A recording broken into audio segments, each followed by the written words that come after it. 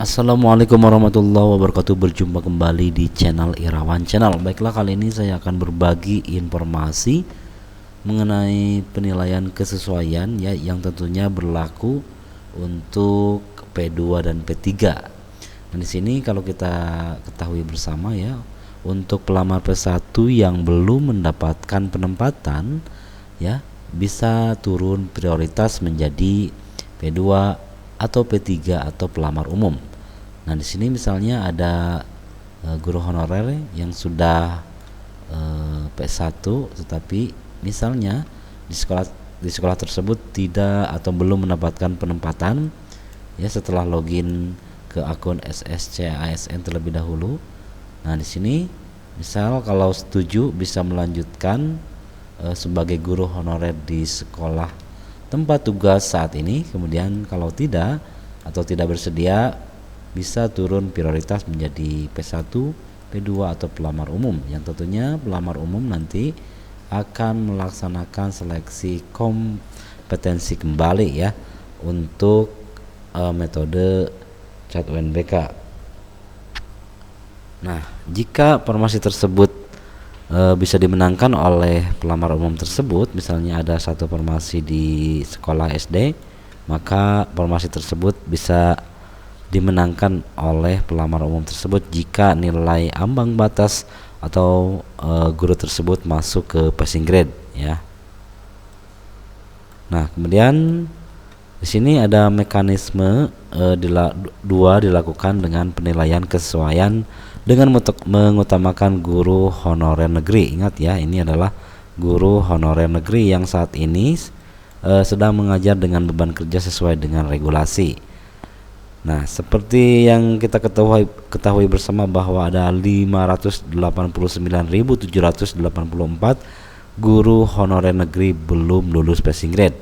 Nah, di sini ada 368.830 yang memenuhi beban kerja sesuai dengan regulasi, sedangkan ada 220.995 perlu di retribusi kembali ya. Nah, perlu dilakukan redistribusi guru honorer negeri sebanyak 220.954 ke sekolah lain yang membutuhkan sesuai analisis beban kerja. Nah, jika ada pelamar formasi berasal dari luar sekolah induk, maka penilaian kesesuaian dilaksanakan di sekolah asal pelamar. Nah, bila nilai pelamar dari luar sekolah induk lebih tinggi, maka formasi dipindahkan ke sekolah pelamar yang lulus. Nah, kemudian pemerintah daerah hanya mengusulkan formasi seleksi kesesuaian sebanyak 154.270 ya, atau 41,8% dari 368.830 formasi yang dapat dipenuhi dengan mekanisme penilaian kesesuaian. Nah, walaupun mekanisme 2 telah dijalankan secara maksimal, masih akan ada guru honorer sekolah negeri tidak mendapatkan formasi karena ada beberapa faktor di sini ya. Yang pertama, tidak memenuhi syarat, kemudian pemerintah daerah tidak mengajukan formasi yang sesuai dengan kebutuhan, kemudian ada oversupply walaupun telah dilakukan redistribusi atau kelebihan guru ya di mapel tertentu.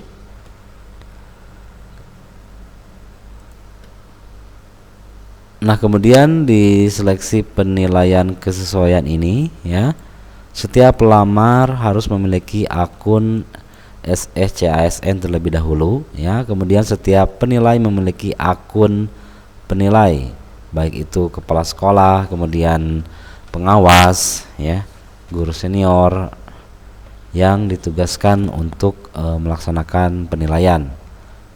Kemudian tersinkron dengan akun pelamar di masing-masing sekolah induk. Jadi akun pelamar akan dibaca oleh penilai atau observer untuk memberikan penilaian.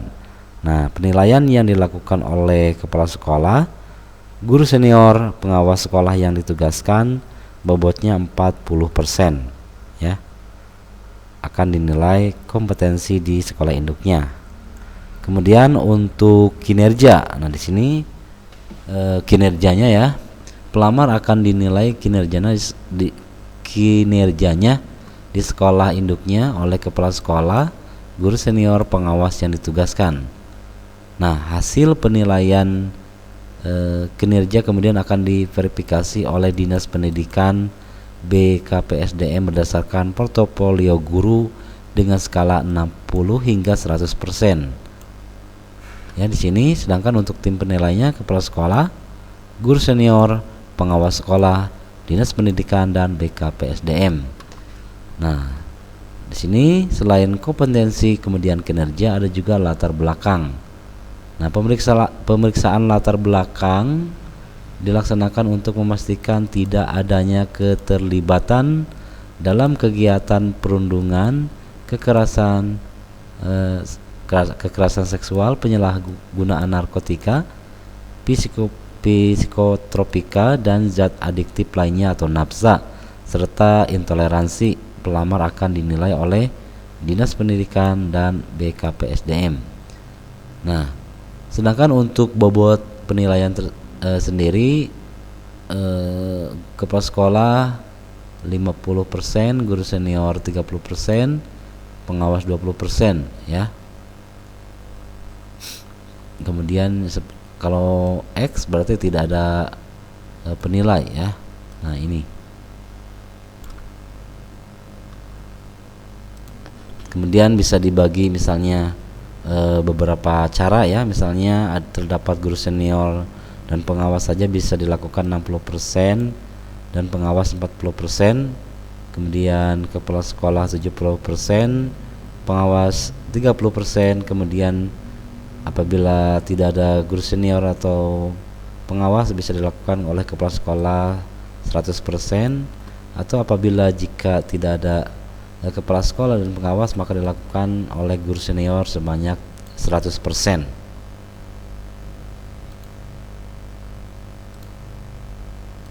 Nah, untuk kisi-kisi instrumen penilaian kesesuaian kompetensi, ya. Di sini berdasarkan Undang-Undang Guru dan Dosen Nomor 14 Tahun 2005, ya. Kompetensi yang diujikan atau dilakukan yaitu kompetensi profesional, kompetensi pedagogik, kompetensi sosial, dan kompetensi kepribadian. Nah, tentunya Bapak Ibu sudah mengetahui, ya, mana yang termasuk materi profesional, pedagogik, sosial, kepribadian. Di sini kompetensi guru ASN, ya, berdasarkan Undang-Undang ASN Nomor 5 Tahun 2014 meliputi kompetensi teknis, manajerial, sosiokultural. Kemudian ada beberapa indikator yang harus Bapak Ibu perhatikan, ya. Indikatornya yang pertama harus menerapkan atau merefleksikan terhadap praktik pembelajaran dan pendidikan. Kemudian selanjutnya menerapkan refleksi terhadap cara berinteraksi. Nah, ini juga dinilai, ya, cara berinteraksi dengan peserta didik. Kemudian menggunakan strategi manajemen kelas, melakukan perencanaan, pelaksanaan, asesmen, laporan pembelajaran. Menyusun analisis struktur dan alur pengetahuan serta tahap penguasaan kompetensi peserta didik. Menunjukkan usaha mandiri untuk mempelajari keterampilan atau kemampuan baru dari berbagai media pembelajaran. Yang G, mendengarkan pihak lain secara aktif, menangkap dan menginterpretasikan pesan-pesan dari orang lain serta memberikan respon yang sesuai. Kemudian yang H, membantu orang lain dalam menyelesaikan tugas-tugas untuk mendukung sasaran tim. Yang I, membangun hubungan baik, ya, antar individu dalam organisasi, mitra kerja, pemangku dan kepentingan.